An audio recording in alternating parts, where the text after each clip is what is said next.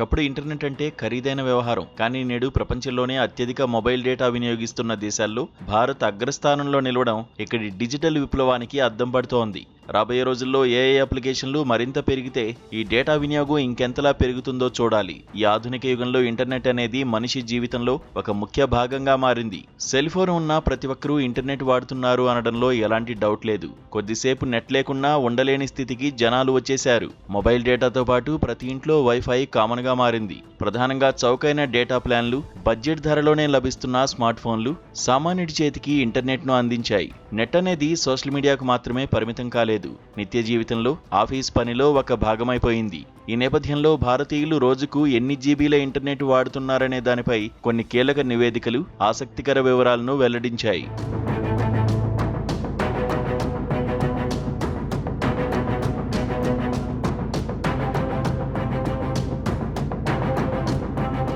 Nokia విడుదల చేసిన latest mobile broadband index నివేదిక ప్రకారం మన దేశంలో ఒక సగటు మొబైల్ యూజర్ నెలకు 31 జీబీ కంటే ఎక్కువ డేటాను ఉపయోగిస్తున్నాడు.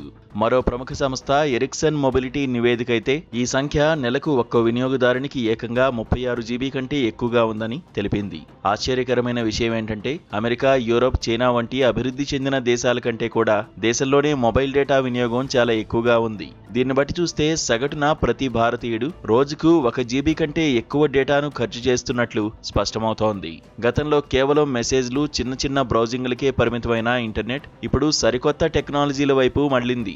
డేటా వాడకం ఇంతలా పెరగడానికి ప్రధాన కారణాలు వీడియో స్ట్రీమింగ్, గేమింగ్. యూట్యూబ్, ఓటీటీల్లో 4K క్వాలిటీ వీడియోలను చూడడం, ఆన్లైన్ క్లౌడ్ గేమింగ్ ఆడడం పెరిగింది. ఆర్టిఫిషియల్ ఇంటెలిజెన్స్, ఏఐ ఆధారిత అప్లికేషన్లు, యాప్లను స్మార్ట్ ఫోన్లలో ఎక్కువగా ఉపయోగించడం, social media reels, Instagram reels, YouTube shorts వంటి షార్ట్ వీడియో కంటెంట్ను గంటల తరబడి స్క్రోల్ చేయడం.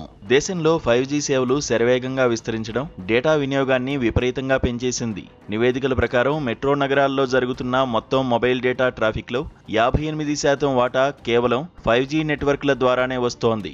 దేశంలో ప్రస్తుతం వాడుకలో ఉన్న మొబైల్ పరికరాల్లో సుమారు 383 మిలియన్లకు పైగా డివైజులు 5G నెట్వర్క్కు సపోర్ట్ చేస్తున్నాయి.